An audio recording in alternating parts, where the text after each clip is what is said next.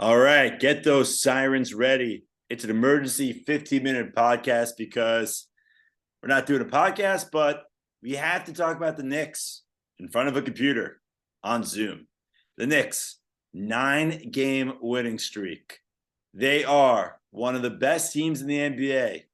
They just came off a double overtime win over the Boston Celtics in Boston. Really impressive stuff. Immaculate quickly led the way for the Knicks. Got to ask, is it going to be a huge disappointment if the Knicks don't make it past the first round? I'm still on the belief that it won't be a disappointment, but this past week, Mark, I was just thinking to myself last night after the game, we're both 31 years old.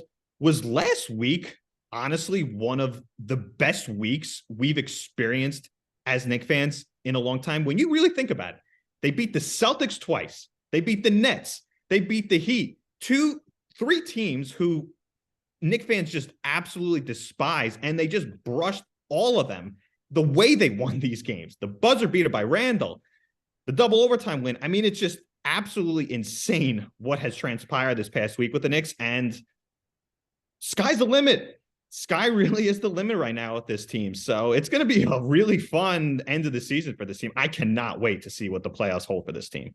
I don't think this is like the best week in Knicks history, and I'll tell you why. I think they've had some great weeks in terms of, especially 2 seasons ago in the 2020-21 season. That's the last time they had a 9-game winning streak, and that year they had some impressive wins. They beat the Lakers in the Garden. Now, granted, it was a little bit different because they weren't playing in front of a full crowd at the Garden, so that's what made that season and a lot of that just a little bit funky. But 2 years ago, we experienced something similar to this, and I think that it's almost, you could argue that the 2 seasons ago was more surprising than this season, but I don't think anyone saw the Knicks as this good. But it's definitely just seems like a complete whirlwind. And if you're a Knicks fan, you're really sitting on the top of the mountain right now. It is just incredible what this team is able to do. But the question is it first round or bust? A first round win or bust for the Knicks going forward? I mean, I think that's just what the expectations are right now. I definitely think the expectations at this point are for the Knicks to probably knock off the Cleveland Cavaliers in a first round series. That's what it's looking like at this moment. It appears that they will play the Cavs in the first round. But I think what's just so exciting about this team, Mark, is this feels like the start of something. 2 years ago, that team was smoke and mirrors. Elfrid Payton was the starting point guard. That team had no chance. We were all excited about it, but we really just had smoke. We were excited about it because they were actually winning games for once. It was the one time they were actually winning. The 2012-2013 season, 54 wins, phenomenal year. You have the leading scorer in the entire NBA with Carmelo Anthony. And then that year, you have Julius Randle coming up with an all-star game out of complete nowhere, an all-star appearance. And you have Tom Thibodeau in his first season with the Knicks when everyone thought that was a really weird hire, just given his reputation around the league following his exit from Minnesota. So it does feel like this is more of a start to something than 2 years ago, where it did feel like a fluky vibe. And you also had some weird veterans on that team with Josh Gibson and Derrick Rose. Even 10 years ago, the 2012-2013 team, that was an old team. You're talking about guys like Kenyon Martin, Jason Kidd. You had Tyson Chandler on that team. That team was great. Don't get me wrong. I think that team probably is better than maybe this team, but that team didn't feel like it had much of a future. What's so exciting about this current team, Jalen Brunson's young. Josh Hart's young. Immaculate Quickly. I mean, holy shit. What? Are you kidding me with Immaculate Quickly, the performance he had against the Celtics? He's your sixth man.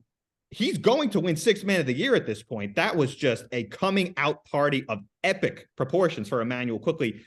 So there's just so much to be excited about the current state of this team and moving forward. Who knows? Who really knows what possibilities this team could have in this year's playoffs? Everyone talks about the Boston Celtics, contenders. The Knicks are 3-0 against them. And that game that they had against the Celtics were so motivated to beat the Knicks. They lost earlier in the week, And the fact that they still couldn't beat them without Jalen Brunson just goes to show you this Knicks team is a force to be reckoned with, and they need to be taken seriously as a legitimate Eastern Conference Finals contender. I don't think anyone can sleep on this team anymore. I'm going to sleep on them. I don't want to be a naysayer. I don't want to be Mr. Negative, but I was looking at the numbers. Is this role reversal? What's happening here? You're negative, I'm positive. What's going on? Are you kidding me? It's fun to watch this Knicks team, and the goal is, I think for them, a successful season is getting in the top 6. Because if you get in the top 6, you're guaranteed a spot in the playoffs. You're not playing the play-in game. And going into the season, just given the expectations with the signing of Jalen Brunson, a lot of people are really down on that. Julius Randle, people were really down on him last year. And the fact that they gave up their lottery pick in this past draft really just killed the vibes.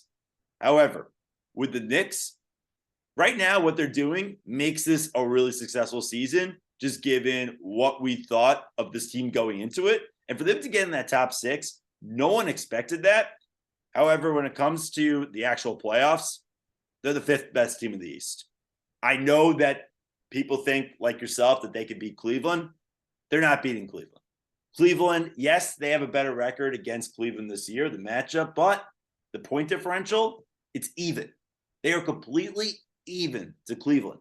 And amongst teams with point differential in the entire NBA, I don't know if that really made sense, but the highest point differential in the NBA is the Cleveland Cavaliers.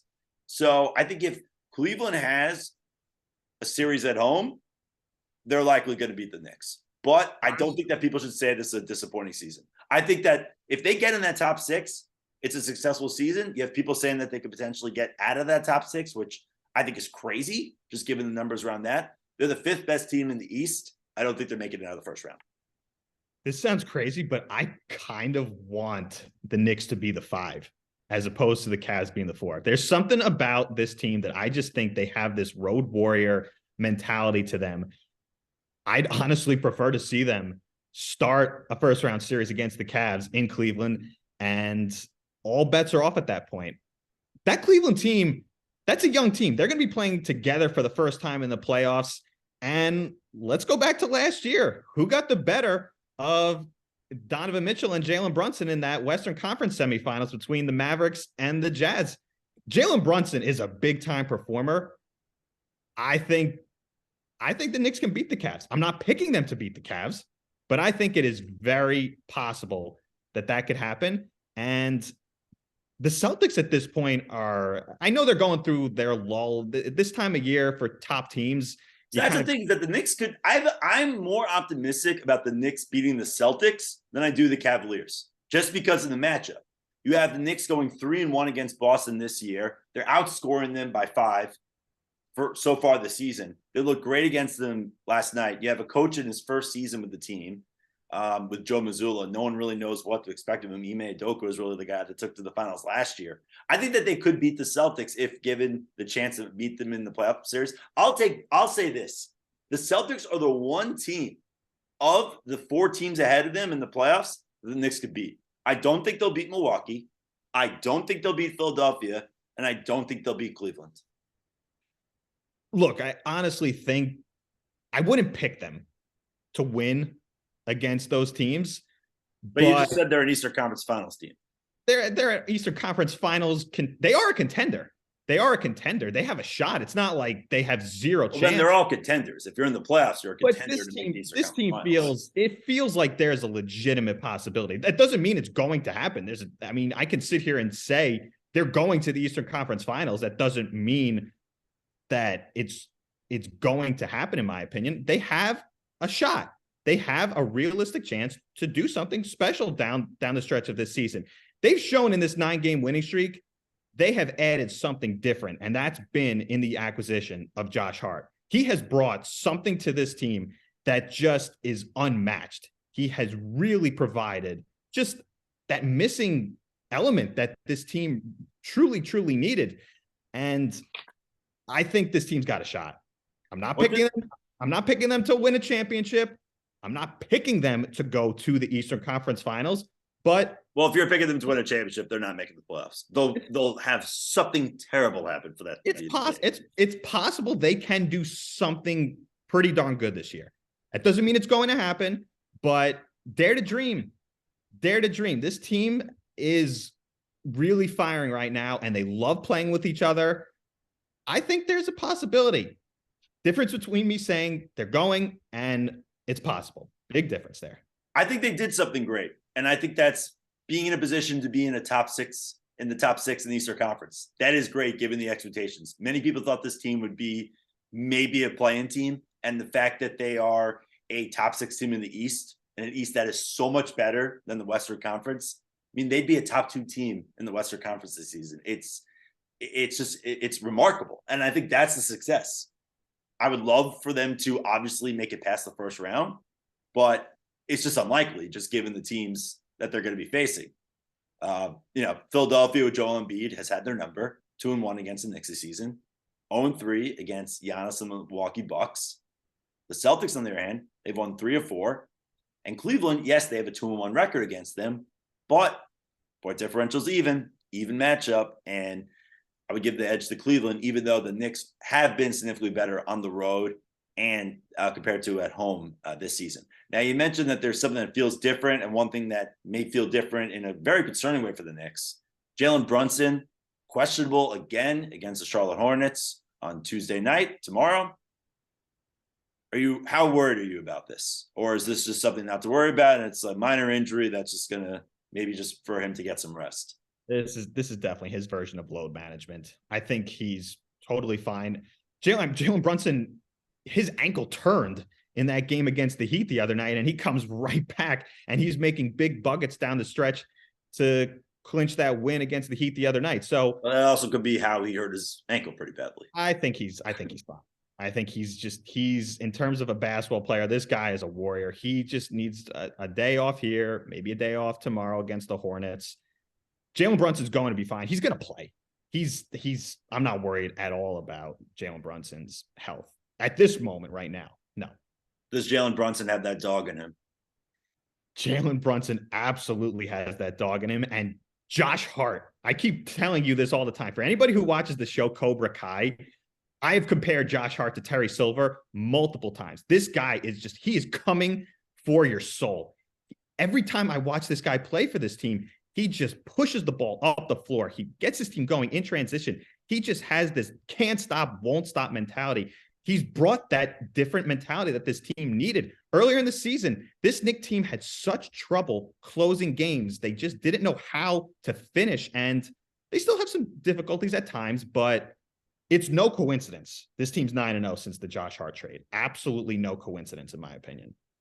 Well, hopefully Josh Hart doesn't get into the karate business and create a center for children to beat the living snot out of other children while getting his best friend, Jalen Brunson, the John Kreese in this situation, arrested in the season finale of one of the greatest shows that Netflix has ever produced. And I would say that is a hot take, but that is the darn truth. Now, I know this was an emergency podcast for the Knicks. Big news for the Jets today. Derek Carr is likely going to be a New Orleans Saint. The Saints just said, you know what? Everyone's going to be waiting on Aaron Rodgers. We're not going to get Aaron Rodgers. It's not happening. We're going to get Derek Carr, and we'll be happy with it because if you actually look at some of the numbers, Derek Carr through this point in his career is very similar to Drew Brees, the same 9 seasons in his career. Just throwing that out there. For the Jets, rank the 4 quarterbacks in terms of who the Jets should be looking after. And the following, I will say right now: Aaron Rodgers, Lamar Jackson, Jimmy Garoppolo, and Ryan Tannehill. You want my 4? Yes. No long explanations, Jarrett. 1 through 4. Number 4, Aaron Rodgers. Number 3, Aaron Rodgers. Number 2, Aaron Rodgers. Number 1, Aaron Rodgers. Aaron Rodgers or bust. The Jets have put themselves in this position. Get it done. They got to get Aaron Rodgers. Their jobs are on the line. Get Aaron Rodgers in a Jets uniform. I'm calm now. Get him in green and white. That's all I will say about Aaron Rodgers coming to the Jets. Get it done. All right, if you have to name each of the 4 quarterbacks I mentioned, the obvious list is Aaron Rodgers, Aaron Rodgers, Aaron Rodgers. That's the way it should be. But if you have to name each of the 4, who would it be? Now, let's say Aaron Rodgers 1 through 4. Who is 5, 6, 7? They're not getting Lamar Jackson. That's not happening. He's going to stay in Baltimore, or they'll trade him to an NFC team. So I'm not even thinking about Lamar Jackson. And then the next option is Jimmy G. But you can't sell me on Jimmy G. You just can't. He's never healthy. You can't sell me on Jimmy. Give me the rankings 1 through 4, and then an explanation. After Rodgers, I would go 2 Jimmy G, 3 Ryan Tannehill, and then 4. There was rumors possibly Phillip Rivers may want to come out of retirement. So maybe. Oh, come on. No, stop. Lamar Jackson's not going to be a Jet. It's not happening. I'm not even fantasizing about it. It's not a possibility. So you want me to say number 4 is Jacoby Brissett? Fine. Yeah. I mean, he wasn't one of any of the options that I mentioned, but if you want to say Lamar Jackson's 4 because they're not going to get him, that's fine. He's not, they're not getting. I mean, then 4 would be Jacoby Brissett. Then it's going to get very dicey if the Jets don't get Aaron Rodgers. It's going to get very ugly if that does not transpire for them. So a lot is riding on the decision of ayahuasca man, darkness retreat man, whatever he is at this point. But Aaron Rodgers needs to decide he's playing, and the Jets need to work out a trade to get him in a Jets uniform. All right, so Jared, in a game of multiple choice, is just going to pick an option with Jacoby Brissett, who wasn't on the list. That's why I'm doing the podcast. I wasn't good at school, man.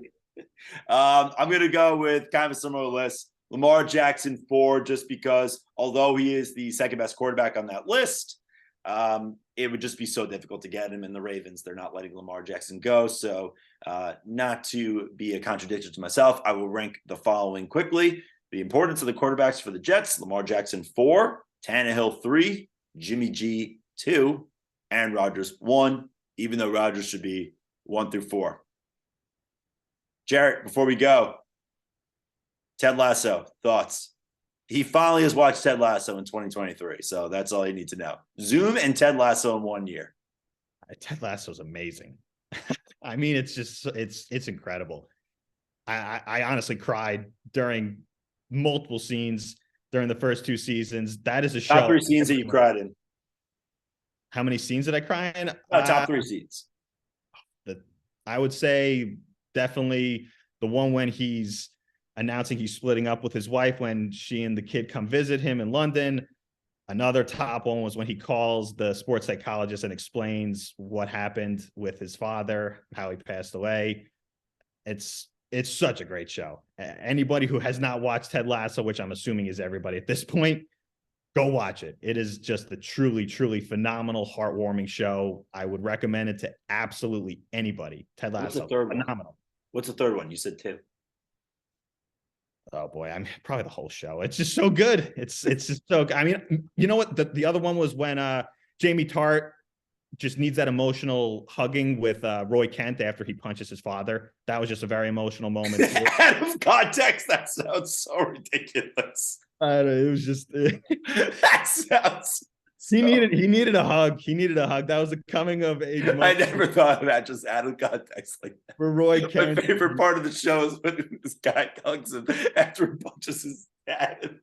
I mean, let's be honest here. His father is not a good guy. So that to answer the question, that's definitely another cry-worthy scene from Ted Lasso. Great show.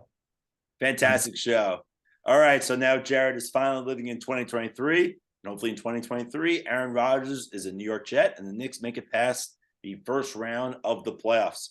For Jared Lease, Mark Weber, we're not doing a podcast, but you have to, and the Knicks win 9 straight. Have to. 9 straight. Hasn't been done since 2 years ago, and before that, the Magic 2012-2013 season, 54 wins. Knicks tape. All right, peace out. # Knicks tape.